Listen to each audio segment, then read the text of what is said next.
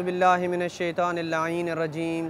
बिस्मिल्लाहिर्रहमानिर्रहीम वसल्लल्लाहु अला मुहम्मदिन व आलि बैतिहि अत्तय्यबीन अत्ताहिरीन अल-मासूमीन। बारगाह हज़रत अमीरुल मोमिनीन सल्लल्लाहु वसल्लमुहु अलैहि से अपने मोमिनीन की खिदमत में मसाइल निकाह के ज़िमन में एक इंतहाई मुब्तला मसला के मर्द और ख़ातून मियाँ बीवी आपस में जो फैमिली प्लानिंग करते हैं उनके मसाइल को आज शुरू करेंगे। सबसे पहला मसला फ़ैमिली प्लानिंग के मसाइल में ये बयान करना ज़रूरी समझता हूँ कि हमल मुनअक़िद हो जाए यानी हमल ठहर जाए तो उसको सिकत उसका ज़ाया करना ये जायज़ नहीं है। लेकिन अगर हमल का बाकी रहना माँ के लिए ज़रर या हरज या नाकाबिल बर्दाश्त हरज का बायस बने तो वो ज़ाया करवा सकती है, बशर्त ये कि बच्चे में अभी तक रूह ना पड़ी हो, यानी शिक्म मादर में जो बच्चा है उसमें अभी तक रूह नहीं पड़ी और हमल का बाकी रहना ये माँ के लिए नाकाबिल बर्दाश्त ज़रर या हरज का मूजिब बनता है या बच्चे के लिए जो है वो मुश्किल का मूजिब बनता है। तो इस सूरत में अगर रूह नहीं पड़ी तो हमल को साकित किया जा सकता है। और अगर रूह पैदा हो गई हो तो बिनाबर एहतियात लाजिम किसी सूरत में भी हमल को सिकत करना और ज़ाया करना जायज़ नहीं है, चाहे माँ को ज़रर ही क्यों ना हो, चाहे माँ को हरज का सामना ही क्यों ना करना पड़े। ऐसी सूरत में अगर माँ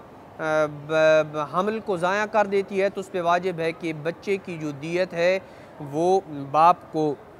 देगी, और अगर बाप हमल को ज़ाया करता है तो उसके ऊपर वाजिब है कि वो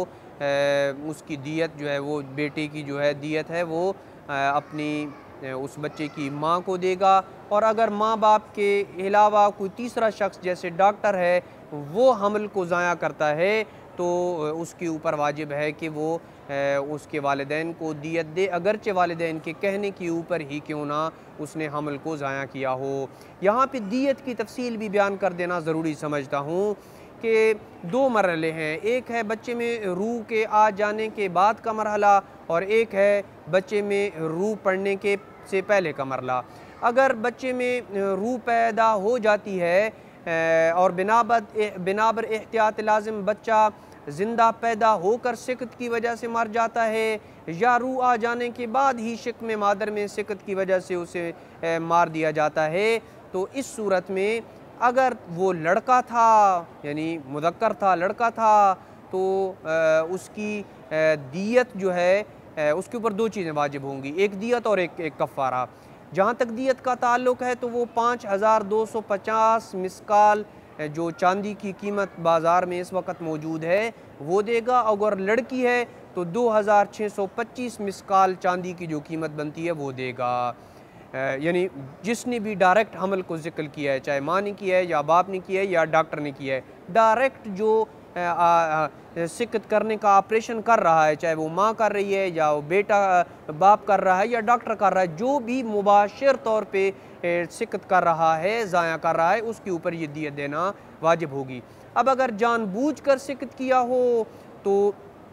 कफ़ारा भी है इसका, 2 माह मुसलसल रोज़े और 60 मिस्कीनों को खाना खिलाए। और अगर गलती से सिकत हो जाए तो 2 माह के रोज़े रखे, अगर रोज़े रखने के ऊपर कादिर नहीं होगा तो फिर 60 मिस्कीनों को खाना खिलाएगा। ये उस सूरत में कि जब बच्चे में रूह आ जाए और बच्चे को ज़ाया कर दिया जाए।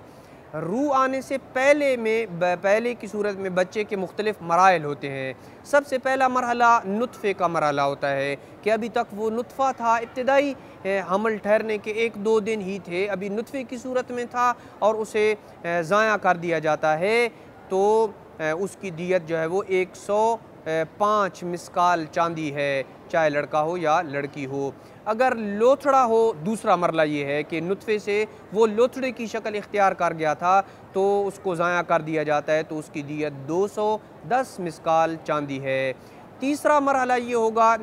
लोथड़े के बाद गोश्त का वो टुकड़ा बन जाता है, बोटी की सूरत बन जाती है और उसे ज़ाया कर दिया जाता है, तो 315 मिसकाल चांदी जो है वो दी जाएगी। और चौथा मरहला ये है कि उसकी गोश्त का टुकड़ा बनने के बाद हड्डियाँ भी उसकी बन चुकी थीं, तो इस सूरत में 420 मिस्काल चांदी दी जाएगी। और आखिरी मरहला के तमाम आज़ा व जवारे मुकम्मल हो चुके थे, अभी रूह पड़ना बाकी थी और उसे सिकत कर दिया जाता है। इस सूरत में 525 मिस्काल चांदी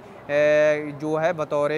दियत अदा करना पड़ेगी। और इन तमाम मराहिल में नुत्फ़ा, लोतड़ा, गोश्त का टुकड़ा, हड्डियाँ बन जाना और तमाम आज़ा व जवारे की सूरत का इख्तियार कर लेना, इन तमाम मराहिल में कफ़ारा भी अदा करना होगा, जिसका तज़किरा हम अब अपने मोमिनीन की खिदमत में कर चुके हैं। वसल्लल्लाहु अला मुहम्मदिन व आलि बैतिहि अत्तय्यबीन अत्ताहिरीन अल मासूमीन।